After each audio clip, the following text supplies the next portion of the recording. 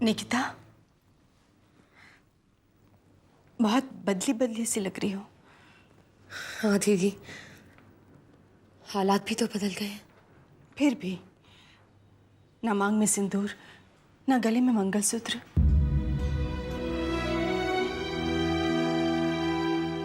निशानियां तो उतार दी हैं, पर राजीव के प्यार को अपने दिल में सहज कर रख लिया है।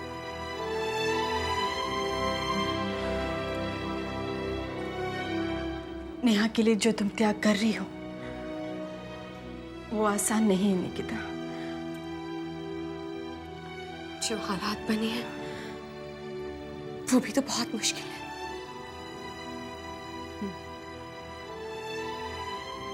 भगवान तुम्हें इन मुश्किल हालातों से सामने करने की शक्ति दे। आपने नेहा के आने की तैयारियां कर ली हैं? हाँ, सारी रस्मों और शगनों के साथ नेहा दोबारा अपना पैर इस घर में रखेगी।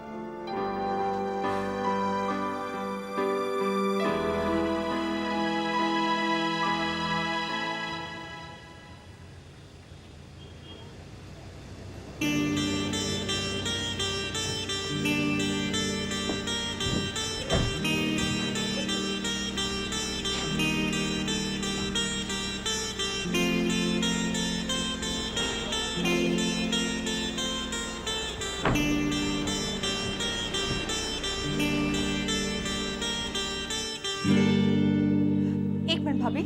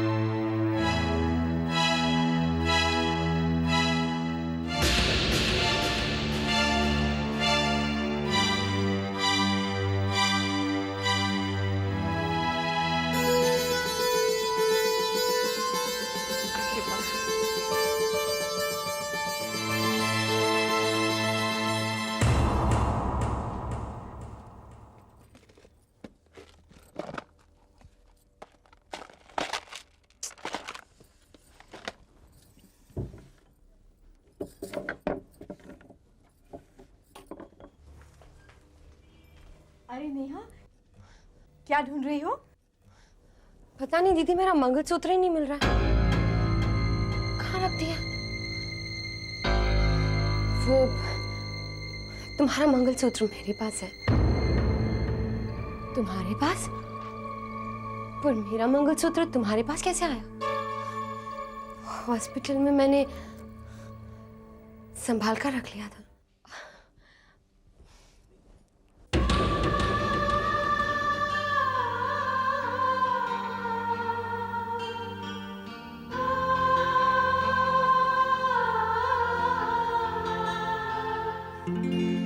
देखो ना दीदी, निकिता मेरा कितना ध्यान रखती है। मुझे इस पर पूरा भरोसा है।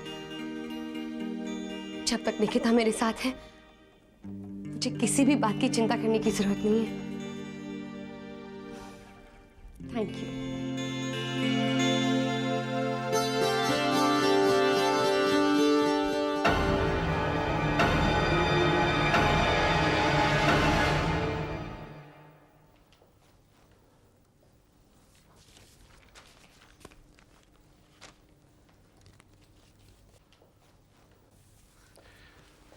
निकिता,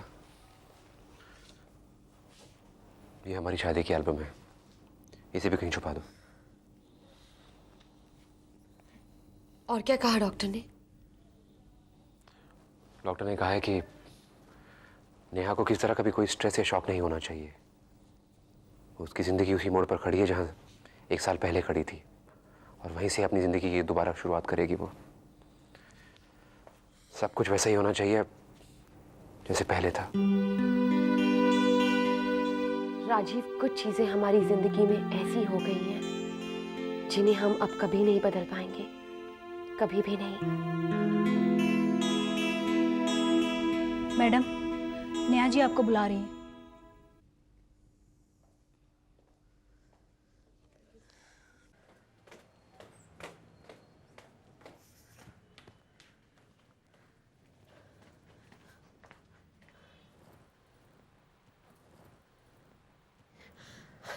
क्या ढूंढ रही हो तुम?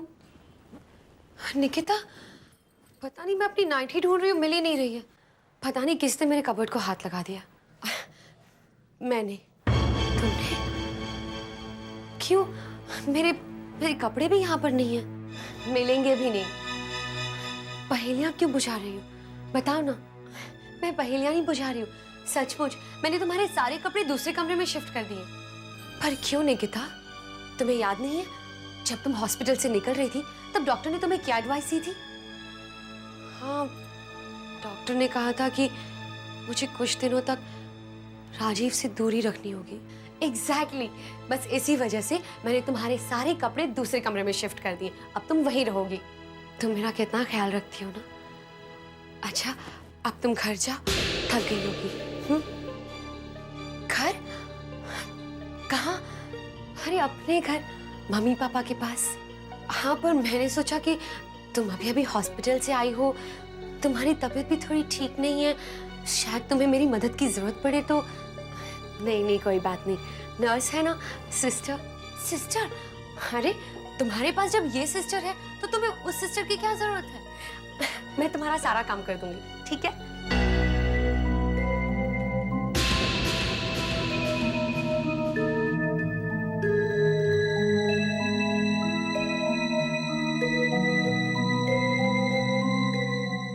वैसे आइडिया बुरा नहीं है। मुझे पता था कि तुम्हें मेरा आइडिया बहुत अच्छा लगेगा, इसलिए मैंने पहले ही मम्मी पापा से परमिशन लेकर अपने सारे कपड़े यहाँ ले आई हूँ। अब मैं तुम्हारे साथ यही रहूंगी। अच्छा, मैं उस नर्स से कहकर आती हूँ कि अब हमें उसकी कोई जरूरत नहीं है, ठीक है?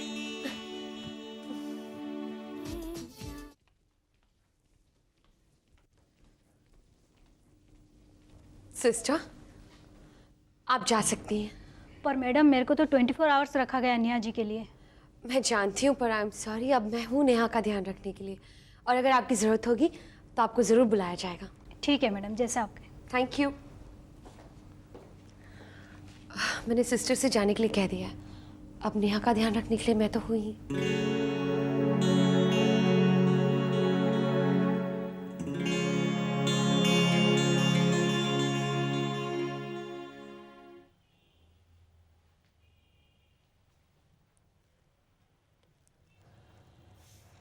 निकिता, क्या तुम्हारे जीजाजी मुझसे नाराज हैं? जीजाजी कौन? मेरा मतलब राजीव। नहीं, वो तुमसे नाराज क्यों होंगे? तुम मेरी खबर सुनकर ही बॉम्बे से यहाँ चली आई ना? हाँ, मैं तो घबराई गई थी।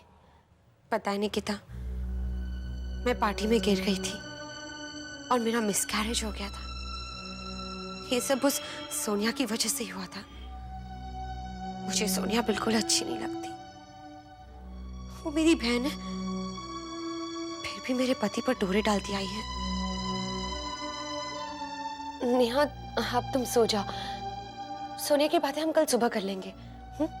ठीक है।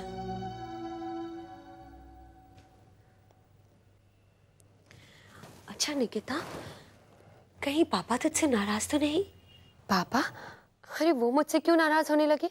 अरे जब तू बॉम्बे चली गई थी तब पापा को बहुत गुस्सा आया था। हाँ, मैंने उनसे माफी मांग ली थी और उन्होंने मुझे माफ भी कर दिया। अच्छा हुआ। निकिता, मुझे तुम्हें भी थैंक्स कहना है। क्यों? तुम्हारी वजह से ही तो राजीव मेरे पास वापस आ गए हैं। नेहा, तुम बातें कर करके थक जाओगी, अब सो जाओ। अरे इतने दिनों के बाद मिले हैं, बहुत सी बातें करनी है मुझे तुमसे। नेहा, पर मुझे बहुत नींद आ रही है, मैं थक गई हूँ। अच्छा ठीक है, तुम मेरी वजह से बहुत थक गई होंगी ना, तुम सो जाओ। Good night Nikita, good night.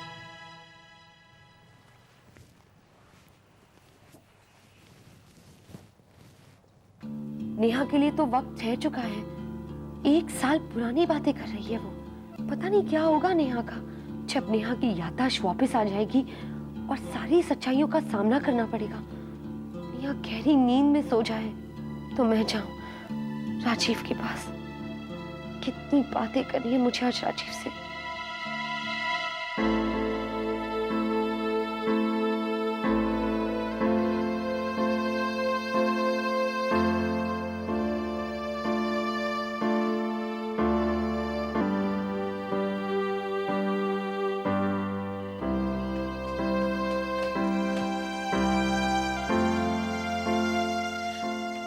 Rajiv,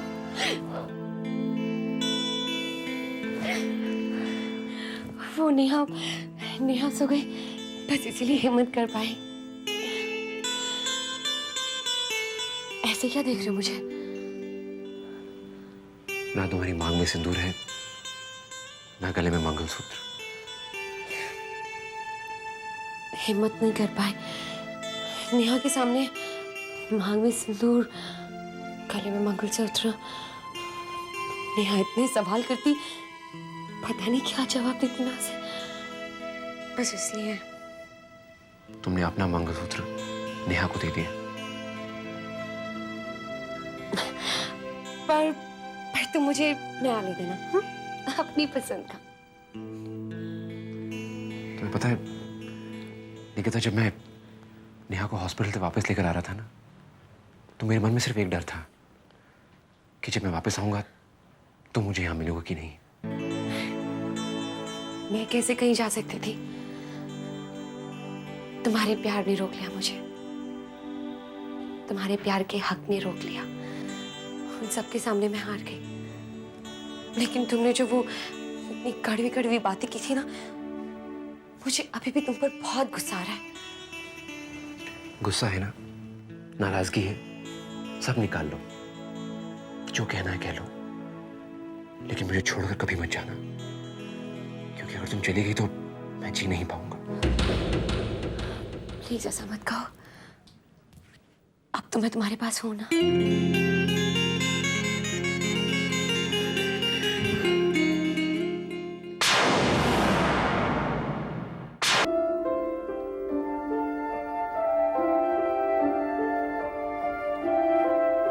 तुम तो इस घर से ऐसे घुल मिल गई हो जैसे कि ये घर तुम्हारा अपना ही हो।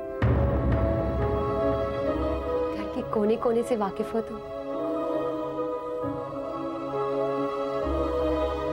तुम यहाँ हो तो इस घर से एक अपनापन लगता है। घर से, घर के लोगों से। भाभी। जी दीदी।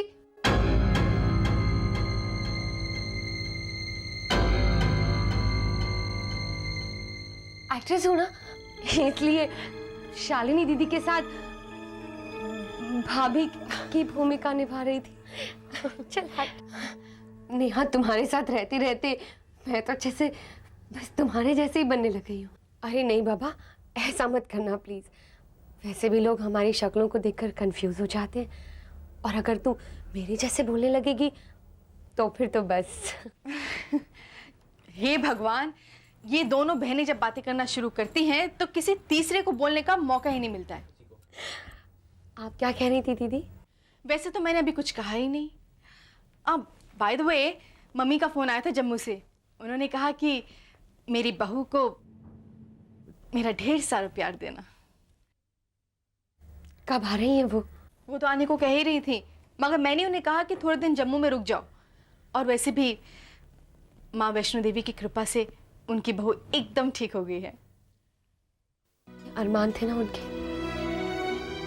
नानी बनने के, दादी बनने के, पर वो सब मेरी वजह से। दीदी, कहीं आप मुझसे नाराज तो नहीं? नेहा, अपनी इतनी प्यारी भाभी से कैसे नाराज हो सकती हूँ? तुम दोनों ननद भाभी की बातें तो बस चलती रहेंगी।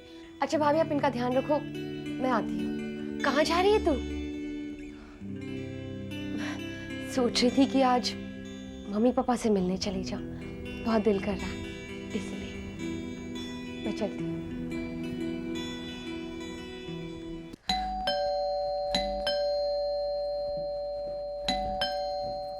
निकिता आओ बेटा। अरे अरे इतनी जल्दी क्यों है? और तुम्हारा बाकी का सामान कहाँ है? मम्मी फिलहाल तो मैं ये एल्बम और ऐसा ही कुछ सामान छोड़ने आई हूँ। मैं अपना सामान नहीं लेकर आई हूँ क्योंकि मुझे राजीव यहाँ आने नहीं दे रहे हैं। वो ये एल्बम वगैरह तो तुम ले आई, लेकिन तुमने कभी सोचा है कि तुम्हारा वहां रहना क्या मुसीबतें खड़ी कर सकता है? आप इस बेचारी को ये सब क्यों सुना रहे हैं? ये तो राजीव को समझना चाहिए ना। ये बेचारी तो वही करेगी जो उसका पति। निकिता, निकिता क्या हुआ? मम्मी ये कैलेंडर 2003 का है ना? बेटा अगर साल 2003 है तो 2003 का ही होगा ना? नो, ये तो बहुत बड़ी प्रॉब्लम हो गई है। क्या हुआ? पापा मम्मी समझिए, नेहा अभी भी 2002 में जी रही है। मैंने घर के सारे कैलेंडर्स चेंज कर दिए, लेकिन एक ऐसा ही कैलेंडर नेहा के रूम में पड़ा है जो कि ठीक उसके बेड के सामने है। उसकी सबसे पहली नजर उसी कैलेंडर पर जाएगी। बेटा एक काम करो, शालिनी को फोन करो। नहीं पापा, शालिनी दीदी इस समय नेहा के साथ है और घर के फोन्स भी ठीक तरह से नहीं चल रहे। पापा पापा आप प्लीज मेरे साथ चलिए, प्लीज हम लोग कैलेंडर चेंज कर लेते हैं। मम्मी मैं मिलती हूँ आपको। चलिए पापा जल्दी चलिए। हे भगवान, कोई मुसीबत ना आए।